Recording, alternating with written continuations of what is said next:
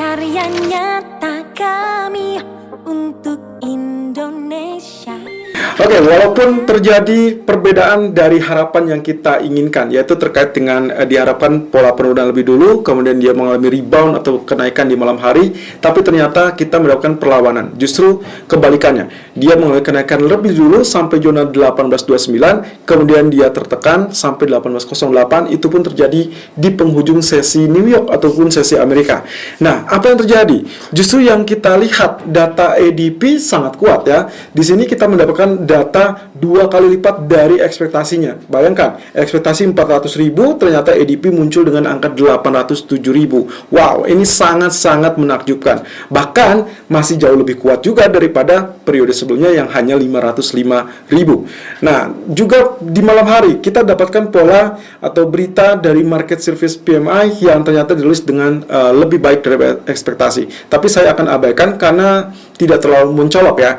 Tentunya pertanyaan yang paling mengarah adalah terkait dengan data ADP yang sangat kuat, tapi justru emas tetap rally karena di saat muncul data kita melakukan pola kenaikan tembus sampai 1824, 1829 dan tetap bertahan di zona 1826 sampai 1829. Sampai beberapa waktu lamanya barulah akhirnya dia mulai penurunan. Nah, ini adalah hal yang pernah kita kupas juga terkait dengan Omicron yang masih tetap membelenggu ketidakpastian di pasar. Nah, walaupun kalau kita perhatikan statement-statement sejak bulan Desember sampai terakhir yang terbaru adalah terkait dengan aspek yang memungkinkan Omicron tersebut dinilai tidak terlalu berbahaya daripada varian Delta. Nah, kalau seperti ini seharusnya kita menilainya bahwasanya kemungkinan potensinya agak relatif tidak perlu dicemaskan. Tapi yang terjadi justru sebaliknya, mengingat jumlah kasus yang muncul itu justru sudah terus bertambah. Dan kita sudah tahu bahwasannya ini sangat mudah menular walaupun tidak menimbulkan penyakit yang terlampau parah dibandingkan dengan varian sebelumnya. Nah, jadi ketidakketentuan ataupun ketidakpastian tersebutlah yang membuat kenapa emas kembali diincar sebagai aset safe haven dan membuat dorongan sampai 1829. Tapi technically kita masih tetap memiliki zona resisten tangguh 1833, 1834 karena kemarin 1829 berarti saya perhitungkan dalam minggu ini saja kita sudah melakukan 2 kali trial, 2 kali percobaan di zona resisten. Apa yang terjadi kita tinggal lihat saja besok. Saya tidak yakin pergerakan malam ini akan tembus zona resisten, tapi kita juga belum tahu apakah dia akan mulai penurunan jauh lebih dalam apa tidak. Yang jelas semuanya masih tetap terbuka, baik itu dia bullish ataupun dia bearish masih tetap terbuka. Patokan saya adalah 1750 sebagai zona support yang harus ditembus kalau memang dia akan big bearish, dan juga 1833, 1834 yang harus ditembus kalau memang dia ingin big bullish. Jadi itu saja areal yang harus Anda perhatikan setidaknya sampai besok malam, dan saat rilis data non-farm payroll itu yang akan kita dapatkan. So, saya juga sertakan dengan pandangan tentang Nasdaq dan juga crude oil seperti biasa. Sepertinya hari ini crude oil pun akan mulai koreksi. Kita lihat technical view 6 Januari 2022. Irfan untuk Agrodana. Technical Outlook 6 Januari 2022 jam 12:12 waktu Indonesia bagian Barat. Kita langsung tertuju kepada DXY dan juga Treasury Yield. Oke, pertama kalau kita perhatikan dari candlestick ini sangat jelas. Memang kemarin sempat mengalami penurunan, lalu kemudian ada rejection dan akhirnya ditutup dengan small body, tapi juga ada tail yang cukup panjang. Tapi pertanyaannya adalah apakah ini pertanda bahwa dia akan terus menguat apa tidak? Ini yang patut kita cermati nanti malam, karena nanti malam sendiri itu kurang lebih kita hanya menghadapi data weekly jobs claim, kemudian factory orders dan juga ISM non-manufacturing PMI. But anyway, secara garis besarnya kurang lebih teritori dari trend line, support dan juga resisten masih tetap akan ada. Jadi bayangannya adalah dia masih tetap sideways. Dan perkiraan saya kemungkinan kita masih akan tetap menghadapi hal tersebut sampai esok malam saat rilis data non-farm payroll. Jadi hati-hati saja. Sementara kalau kita perhatikan dari grafik H4-nya, potensi pergerakannya juga menunjukkan hal yang sama. Jadi lagi-lagi saya ulangi, ini adalah sejak bulan November ya, tanggal 26 November. Kalau misalkan saya perpanjang sebetulnya dari sini ya. Nah, ini berarti tanggal 24 November. Sampai sekarang dia belum banyak perubahan. Walaupun kalau kita perhatikan di sini kurang lebih 31 Desember lalu dia sempat keluar jalur tapi kembali lagi ke dalam, dan sekarang kita masih lihat di dalam areal tengah. Berhubung dengan hal tersebut, maka dari bagian MACD-nya pun dia cross lagi tapi tetap berada di atas. Jadi saya rasa ini masih bisa mengalami penguatan untuk beberapa jam ke depan. mungkin ada perubahan nanti di malam hari, bisa saja. Lalu kemudian kalau kita perhatikan dari treasury yield-nya, candlestick sudah pecah atau sudah tembus resisten 0% Fibonacci retracement. Ya, ini ternyata kemarin saat kita menduga akan terjadi penurunan sampai at least 50% atau 38,2% atau paling jauh 61,8%, itu hanya tertahan di area 23,6%. Ya, jadi ini sangat kuat teman-teman. Treasury yield-nya masih sangat kuat untuk mulai kenaikan, walaupun ada perbedaan dari pola pergerakan yang terjadi atau tercipta di grafik dolar ya. Dia mengalami penurunan dulu, baru setelahnya dia rebound di malam hari. Sementara treasury yield, Anda bisa lihat di sini, dia justru terus-terusan mengalami kenaikan. Nah, kalau kita perhatikan lagi secara detailnya, ini juga sudah ditembus. Kita tinggal tunggu saja apakah next candle-nya akan berada di atas apa tidak. Kalau tidak, berarti ada kemungkinan dia kembali turun. Nah, tapi untuk saat ini, untuk Fibonacci retracement sendiri, kalaupun misalkan saya pindahkan seperti ini tidak boleh ya, karena artinya itu melanggar dari ketentuan, karena running price tidak boleh ditarik sebagai titik pedoman. Oke, jadi untuk sementara waktu kita abaikan, dan Fibonacci retracement saya rasa kita manfaatkan saja area 0%-nya di 1.686 untuk indikasi apakah dia terjadi pengulangan penurunan apa tidak. Oke, jadi untuk sementara ini skenario pagi hari kita masih benar, dan sampai saat ini emas turun sampai zona 1804 ya. Dan kalau kita perhatikan dari daily chart juga tembus bagian puncak, berarti double top tidak terbukti, dan kita tinggal tunggu langkah selanjutnya. Technical view gold 6 Januari 2022 jam 12:17 waktu Indonesia bagian barat. High 1811.30 dan low 1804.70. Kemudian running price sekarang berada di 1805.30. Oke, satu hal yang cukup positif adalah areal sell yang tadi pagi sempat kami share di 18.11.00 maupun 18.13.50. Ini sudah kena ya, karena walaupun dia hanya mencapai 18.11.30, titik terendah yang kita harapkan sudah muncul. Anyway, waktu saya membuat ini, grafik masih berada di 18.10 high-nya, kemudian juga running price masih berada di 18.07. Jadi ya, reboundnya pas ya dengan areal tersebut. Dan kita juga sudah melakukan areal TP pertama sudah kena. Tinggal permasalahannya adalah TP keduanya bisa kena apa tidak, atau bahkan bisa saja lebih rendah ya. Dan ini yang akan kita bahas. Kalau kita perhatikan lagi dari grafiknya, ini adalah grafik K4, tapi sebelum itu kita lihat dari grafik daily. Nah, potensi dari daily-nya teman-teman, Anda bisa lihat di sini. Meskipun kemarin kita sudah uraikan ada bearish engulfing, lalu kemudian dilawan dengan bullish harami, tapi bullish harami juga masih belum bisa membantu kenaikan lebih lanjut. Dan terbukti lagi, ternyata areal resisten yang sangat tangguh 1833, 1834 sama sekali tidak ditembus. Bahkan kemarin dia hanya mencapai 1829. But anyway, ada satu hal yang sangat menarik. Sisi menariknya adalah kalau Anda perhatikan lagi-lagi, kita coba dari pola pergerakan. Ini adalah pengulangan teman-teman. Kalau Anda perhatikan, ini adalah di bulan Juli, kemudian dia tertinggi 1833.90, kemudian juga masih di bulan Juli, akhir bulan itu 1832.40. Lalu kemudian ini ada tail ya, Anda perhatikan di sini ada tailnya juga, ini mirip ya dengan kondisi ini.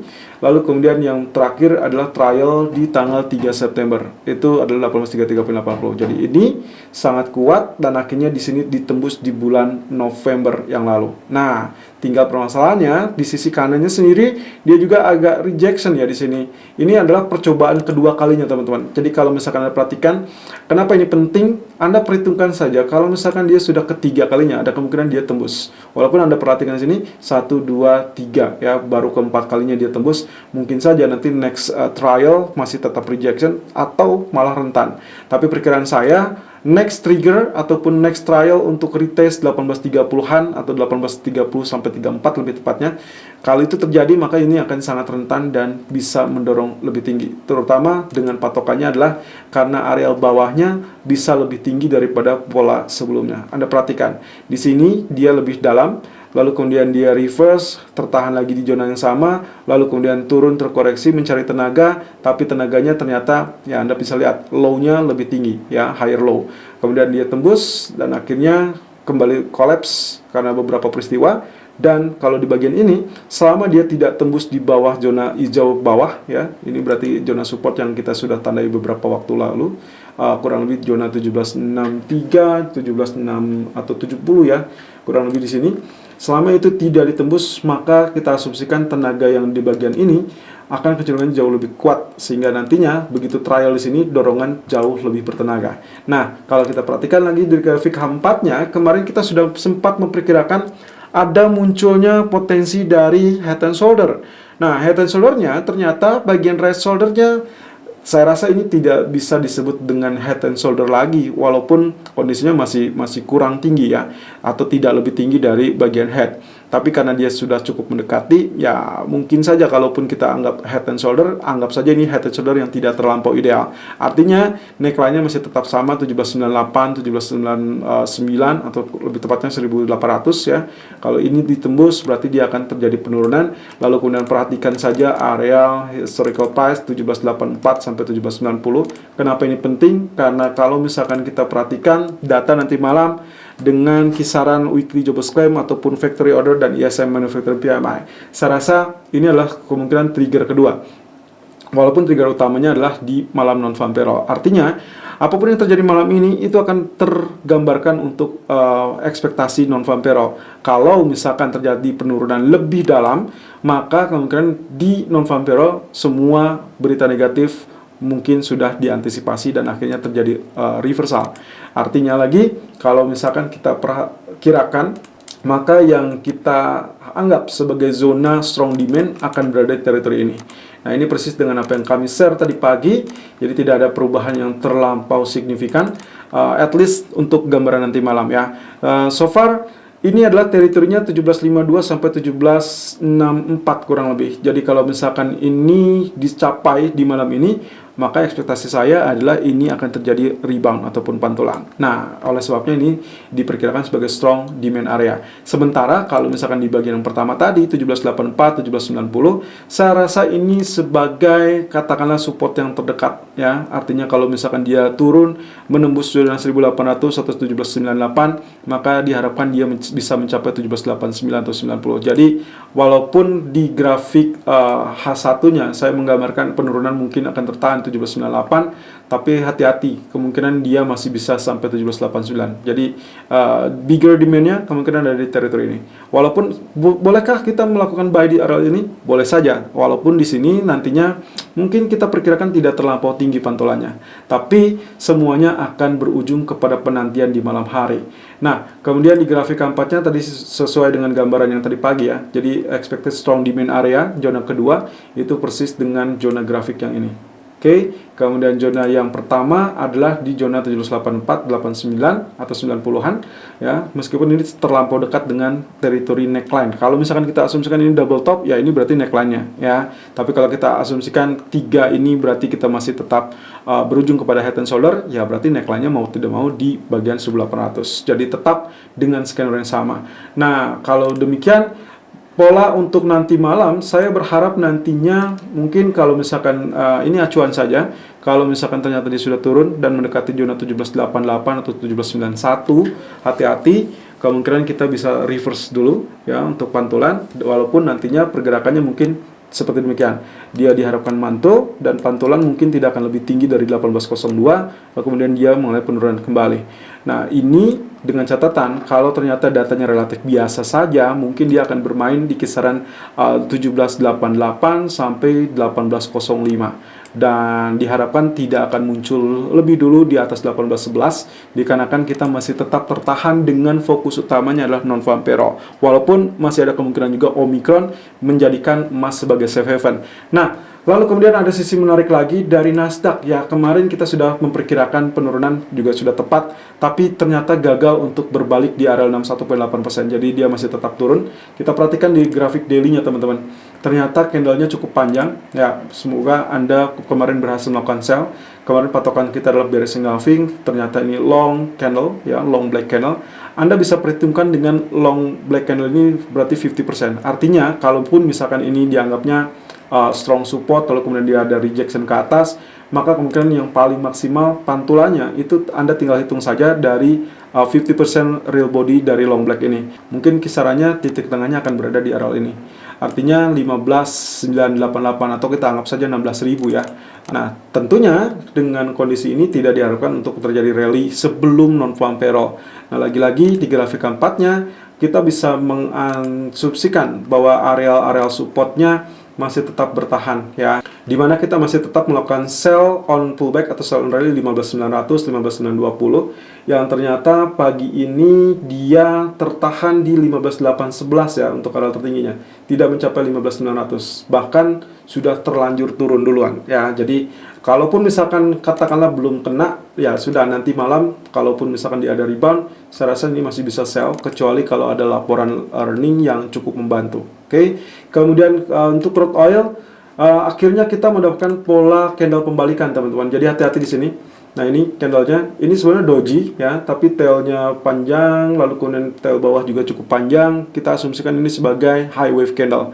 Artinya kalau high wave candle setelah terjadi kenaikan, maka kemungkinan dia akan drop ataupun penurunan. Dan di grafik keempatnya sudah menunjukkan polanya pun demikian ya. Polanya demikian. Walaupun kemarin puncak-puncaknya itu hanya mencapai zona 78, tapi perhatikan saja di sini ada EMA 20 dibantu dan bisa mulai penurunan. Ya, ekspektasi saya ada sebenarnya maksimum di 74. Nah, terkait hal tersebut, maka hari ini rekomendasi kami adalah melakukan sell on pullback di 77.30 ataupun 77.45 yang ternyata sudah kena ya. Karena running price atau areal high berada di 7.50 ya. Pagi ini dia sudah capai 7750. Nah, ini kurang lebih candlenya di sini. Ya, 7750.